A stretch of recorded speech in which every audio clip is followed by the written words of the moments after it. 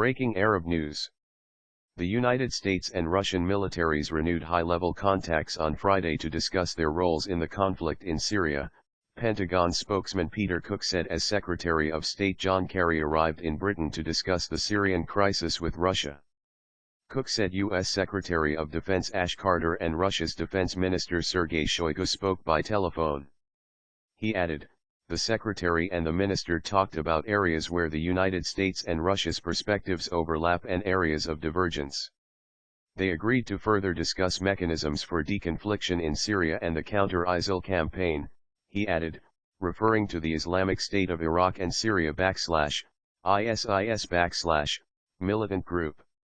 In military terms, deconfliction means rival armies will talk to one another to avoid accidental encounters between their forces. Kerry in London. Meanwhile, Kerry said during a visit to London on Friday that Washington hopes that military-to-military discussions with Russia on the conflict in Syria will begin very shortly. The president believes that military-to-military conversation is an important next step, and I think hopefully it will take place very shortly, Kerry said after talks with UAE Foreign Minister Abdullah bin Zayed. Obviously our focus remains on destroying ISIL/Islamic State of Iraq and Syria / and also on a political settlement with respect to Syria, he added. The White House said Thursday it was open to limited talks with Moscow following what Washington believes is the deployment of Russian troops and heavy weapons to war-torn Syria.